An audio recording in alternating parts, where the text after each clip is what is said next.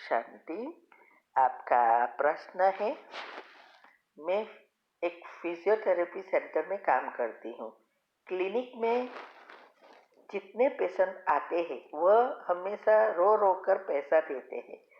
कहते हैं इलाज में बहुत खर्चा हो रहा है, यही पैसा हमें सैलरी बनकर मिलता है। क्या मेरा धन ठीक है जो मुझे मिल रहा है सैलरी के रूप में?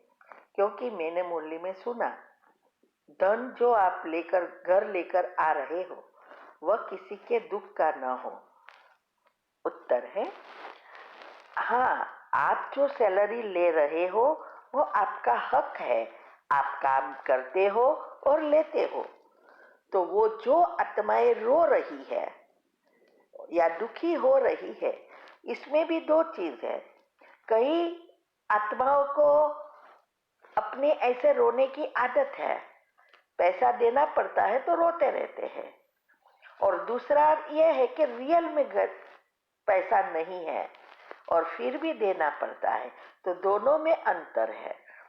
तो जो पैसा वो रो के दे रहे हैं और शायद वो ज्यादा है चार्जेस, तो वो जो आत्मा ने ये सेंटर खोला है और पैसा बिजनेस कर रहे हैं उसके ऊपर है। और वो अगर ज्यादा लेता है तो नहीं लेता तो उसके ऊपर भी नहीं चलता। क्योंकि आज कोई भी बिजनेस खोलो तो उसमें बहुत सारी चीजें चाहिए, मेंटेनेंस चाहिए, स्टाफ रखना होता है, घर का जगह का किराया होता है, बहुत कुछ होता है। और उस निकाल के वो एकदम ज्यादा कमाने के लिए कर रहा है। जैसे 5 रुपए की चीज है और हम किसी की मजबूरी के खातर 50 रुपया ले रहे हैं, तो ये रॉन्ग है। लेकिन 5 रुपया नॉर्मल है और हम लेते हैं, तो भले वो आत्माओं को दुख लगता है 5 रुपया देने में, लेकिन ये 5 रुपया भी जरूरी है। सब खर्चा निकालना है। ये तो एग्जाम्पल दिया, 5 रुपये की कोई वैल्यू है ही नहीं आजकल, मगर मैं एग्जाम्पल दे रही हूँ। तो ऐसे है। तो आप जो सैलरी ले रहे हो उसमें कोई खराब धन नहीं आ रहा है। हाँ, दूसरा यह है, अगर आप सैलरी ले रहे हो और ऊपर से किसी के पास पैसा ले रहे हो, वो आपके खाते में जमा होता है, माना उसका पाप चढ़ता है। ठीक है। ओम शांति। प्रश्न है कि इस पुरानी दुनिया को बिल्कुल बुद्धि से भुला दो, मुरली में आया। लेकिन कर्म करते जैसे जॉब, बिजनेस, तो वो काम और उनसे जुड़े लोग बुद्धि में संकल्प के रूप में आते हैं, और घर परिवार से जुड़े लोगों के संकल्प तो आते हैं। तो ऐसी क्या विधि है अपनाए कि सब कर्म करते और हर कर्म संबंध निभाते हुए बुद्धि से इस दुनिया और देहधारियों से न्यारे रहे, सदा शिव बाबा में बुद्धि लगी रहे।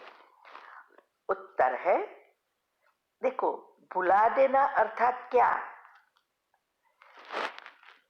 ये पहले समझना है।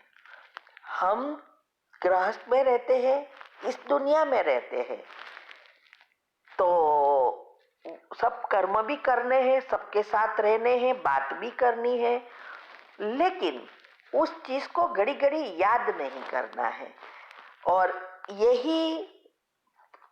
इसका ही पुरुषार्थ है, क्योंकि डिटेच बुद्धि होना है। और डिटेच बुद्धि जब होंगे तभी अंत समय में 1 सेकंड का पेपर पास करके अंतमति सो गति कर सकेंगे। तो सारा पुरुषार्थ इसके लिए ही है। तो इसके लिए ये करना नहीं पड़ता, विधि बहुत सिंपल है। जैसे जैसे आप पॉजिटिव बनते जाते हैं और अंदर स्वमान गुण बाबा की बातें चलती रहेगी, तो दूसरी बातें आपको डिस्टर्ब नहीं करेगी। और जब आपके चक्र के लेयर ही बदल जाएंगे, पॉजिटिव बन जाएंगे, तो जिस समय जिसके साथ जो काम करना है किया, फिर उसकी याद नहीं सतानी चाहिए। प्रेम सबको करना है, मोह किसी में भी नहीं रखना है। तो मोह और प्रेम में भी अंतर है ना, ऐसे ही ये सब चीजों में है। इसके लिए हमने यूट्यूब पर टॉपिक रखे हैं। एक, वैराग्य करना पड़ता है। दूसरे टॉपिक, बुद्धि को कैसे स्थूल से सूक्ष्म दिव्य बनाए और उच्च पद प्राप्त करें। और तीसरा, योग की विधि। जो 4 अवस्था है, इसमें जो पहली अवस्था जो फाउंडेशन है, उसको मजबूत करने की विधि बताई है। उसमें सब आ जाता है। तो आपको ये भूलने का प्रयत्न नहीं करना है, ये अवस्था बनाने का पुरुषार्थ करना है। ऑटोमेटिक ये हमारी अवस्था बन जाएगी। जैसे इसीलिए कहते हैं ना, कछुआ क्यों शिव मंदिर में रखा है? कछुआ की क्या कहानी है? यही है, उसको जब काम करना है तो उसकी कर्मेंद्रियों को फैलाता है। जैसे ही काम फिनिश हो गया, कर्मेंद्रियों को समेट लेता है। ऐसे ही हमें जिस जगह पे, जो हम ऑफिस में गए तो ऑफिस में जो काम करना है, बाबा की याद करते करते अंदर कुछ चलता रहे। और फिर जब काम समेट ले, जब हम वहां से खत्म हुआ, हम ट्रैवल कर रहे हैं, तो उस समय गाड़ी चलाने में ध्यान रखना है और याद में रहना है। घर पे गए तो घर का जो भी जवाबदारी है वो संभालनी है। लेकिन ऐसा नहीं, ऑफिस में बैठे बैठे घर का चिंतन करो और घर में बैठे बैठे ऑफिस के काम के चिंतन करो। रास्ते में चलते चलते यहाँ वहाँ देखते रहो, तो ये नहीं। तो इसकी ही विधि ये सब बताई है। तो आप हमारे चैनल पर जा सकते हो, शिव शक्ति मेडिटेशन बीके कुसुम, सब्सक्राइब करो। फिर उसमें प्लेलिस्ट में जाएंगे तो आपको ये ग्रुप वाइज सब कुछ मिलेगा। तो योग के टॉपिक योग के प्रयोग में ही मिलेंगे, ऐसे हर एक टॉपिक का रखा है। तो आप ये करेंगे तो न्यारे और प्यारे बन जाएंगे। ओम शांति। आपका प्रश्न है, मैं धन दान नहीं करना, सॉरी, हमें धन दान नहीं करना, ये तो समझ गए, पर अगर कोई रिलेटिव या फ्रेंड हमसे धन उधार लेना चाहे तो क्या हमें मना कर देना चाहिए और क्यों? ये धन का लेन देन मनुष्य आत्मा के साथ इस समय करने से किस प्रकार का हिसाब किताब बनता है, किस तरह सही नहीं है हमारे लिए और क्यों नहीं रखना चाहिए? हम ब्राह्मणों को ऐसा हिसाब ये समझना है। उत्तर है, देखो, ये आत्माओं के साथ का जो हिसाब किताब है, अभी समय नहीं है कि आप दूसरे जन्म में उसको चुकतू कर सकेंगे। इसीलिए हमें यहाँ ही खत्म कर देना है।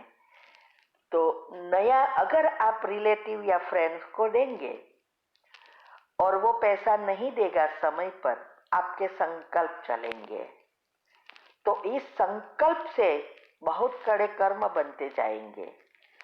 अगर वो लोग दुरुपयोग कर रहे हैं तो भी आप उनसे जुड़ जाएंगे, क्योंकि पैसा ऐसी चीज है, क्या से क्या कर देता है।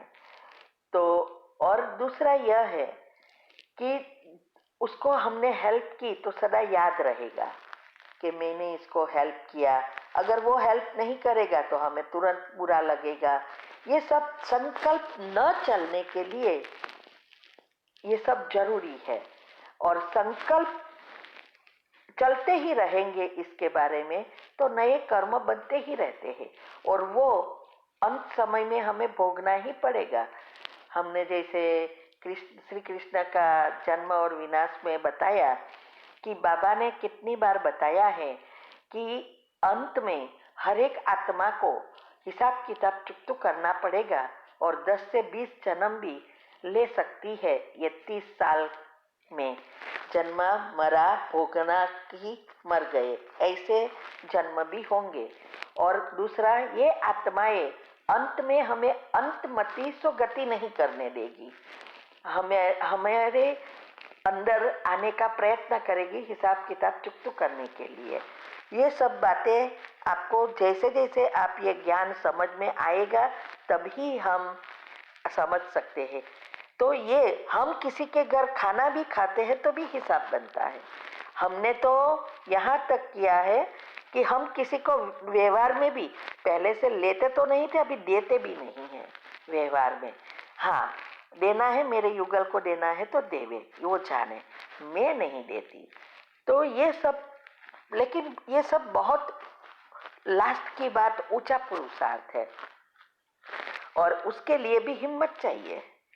नहीं तो हमें हर ये भी चिंतन चलता रहेगा, लोग क्या कहेंगे, ये नहीं दिया तो वो लोगों को क्या करेगी, ये सब भी चिंतन चलना भी रॉन्ग है।